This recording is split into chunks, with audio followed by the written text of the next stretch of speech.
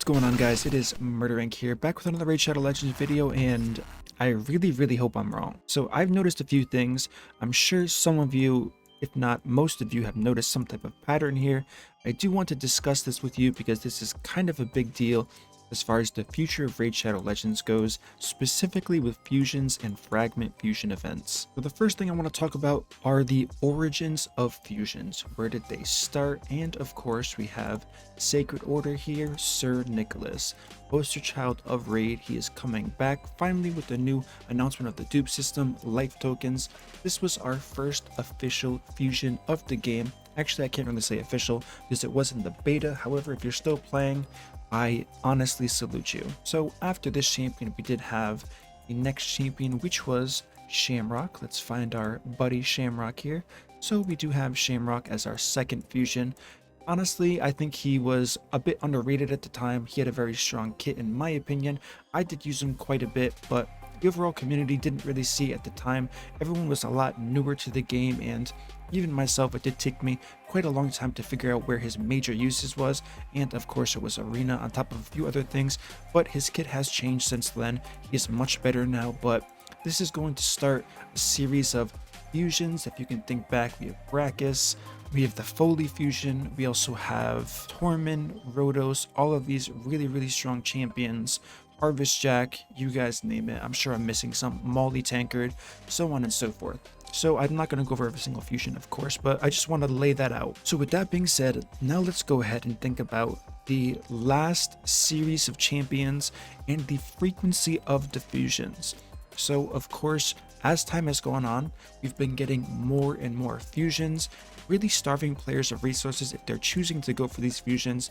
Now I know a lot of players may see this in some positive light. They're saying, hey, we're getting events all the time, I'm not necessarily going for the fusions, but I am doing my daily activities, and from there I am gaining resources from these fusion events. So that's definitely the good news. That is the positive out of this whole situation. But now let's refer to the upcoming fusion, which is going to be Vlad. Now, as we know, Vlad the Nightborn is going to be the current Halloween fusion Void Legendary. Now, if you did watch my thoughts and my kind of hot takes on the dupe system, most of those came from a pattern I did see leading up to this moment. I warned people and I said, we have to be very careful with this system of empowerment and the guardian bonus because it's likely they're going to take that into consideration when they're making future champions. Now look at all of the past fusions for just a moment in your head. You don't have to scroll through it. We have Rorik, we have Herndig, who was definitely pretty good, but some of the more recent ones like Sigmund, who was the previous one we just had. I know Ruel also was a rather recent fusion. And then we'll kind of wrap this up with Verself and Mother Sybil. Now, if Plarium is indeed considering these empowerments, and it is quite rounding out and looking like such, this is kind of a bad sign for Raid going forward for multiple reasons.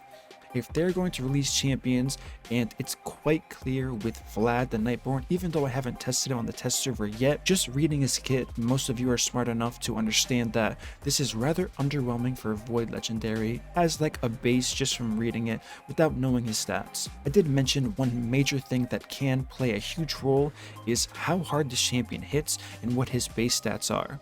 Now, this is a huge problem for a couple reasons. This can be remedied by the Guardian faction bonus as well as empowerment. So if these are already being considered, now that they've established that they're going forward with this dupe system, even though the specifics aren't set in stone, the overall general idea of what they want to do is set in stone. So I really feel like this can be a problem going forward. On top of that, the frequency, like I mentioned earlier, of these fusions is ramping significantly. Think back if you've been playing to Foley, Brachus, Harvest Jack, Molly, those were rather spread out. I think we had, what, 2 to 3 months in between, maybe 4 months at some points. There was kind of a rather large gap at some point in fusions, and if you look at that gap, compare it to all of the fusions we've had since Yoshi all the way up until now, it's quite a lot. We may not realize that we might have been distracted by things like the clan versus clan system being revealed, the uproar about that, personal rewards for it, all of the nerfs, all of the buffs, kind of the underwhelming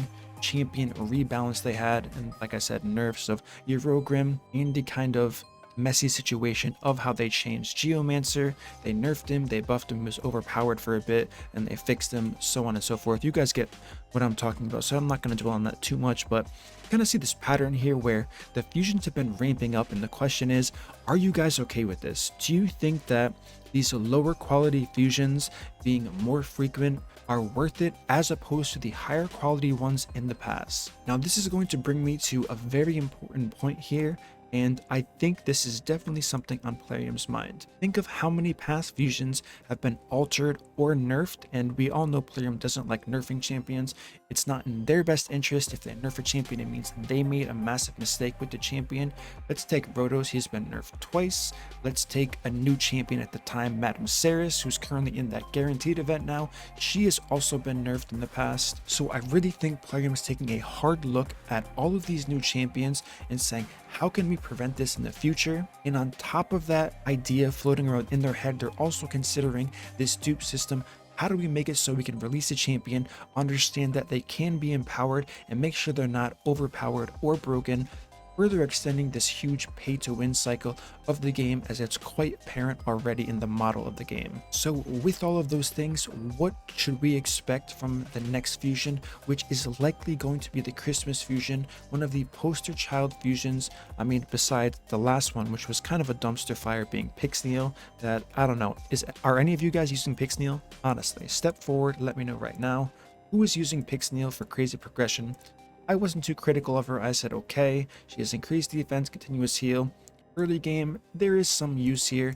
She was given a quote unquote buff. I don't really see the buff being relevant, I don't know, at all, but that's up for you guys to decide. But let me know if you guys are actually using Pixneal and where you are outside of Faction Wars, because I think Faction Wars is a really big cop-out. It feels really bad having a fusion for such a unique and kind of special milestone event for Raid Shadow Legends, because like I said, Sir Nicholas was the first one, so there really is a strong connection between how strong this Christmas time fusion is supposed to be for this game. So as we saw throughout the years, the quality is just slowly dropping and dropping, because I think they're terrified of having to nerf champions, the uproar from the community.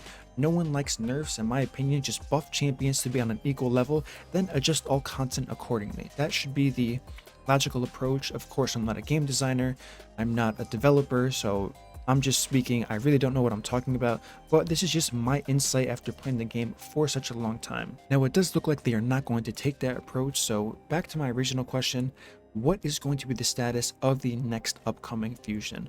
We just had a void one with Vlad. What does that mean? Where does that leave us for the next one?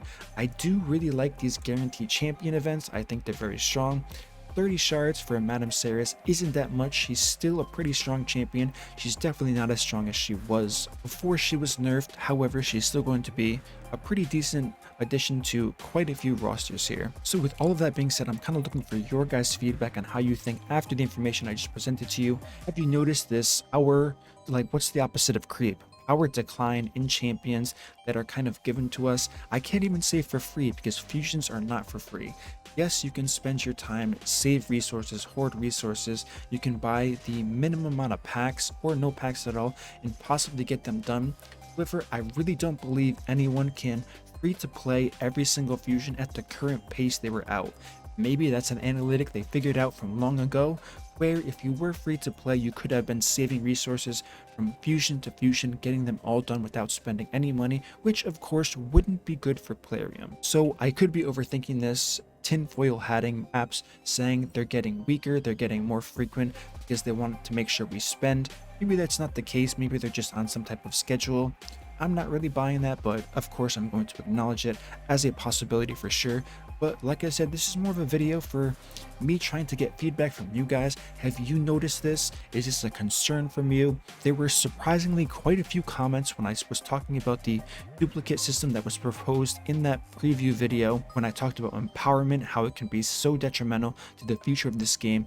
If they keep releasing champions, now thinking about empowerment and guardian bonus, assuming most players will have 1, 2, or 3 bonuses active on their account from the duplicate system, considering this a overall player-based power creep that's installed into the game, therefore lowering the quality of all champions from here on out. So after seeing quite a few of those comments, I did want to make this video because I do think it's a valid point, and it does seem to me that a lot of you guys notice this as well. So I guess all we can do is at this point wait for Vlad to be tested. Like I said, I'll have the test server very soon to test out Vlad and his co-partner Konstantin. I did give my thoughts on Vlad. If you did in fact miss that in the previous videos, you can definitely go check that out if you do want to. But I'm really looking for your guys' feedback, because this is a time where I'm not looking for feedback for Plarium. Of course, I do believe they're going to be watching this. This is probably going to be an interesting topic for them to hear me personally talk about, because I've never discussed this with them. I've mentioned it, but I've kind of skipped over it, so I know they're curious for this take. But I think it's important that I get your guys' take. I'm not going to promise you they're going to read the comments like I've done in the past, because they haven't notified me that they were going to do that. But while they're kind of listening to what I'm saying in this video, I want to hear what you guys have to say about this, because like I said, I enjoy this game. I've been playing it for a long time. A lot of people who have been playing for as long as I have already quit, which is not a good sign.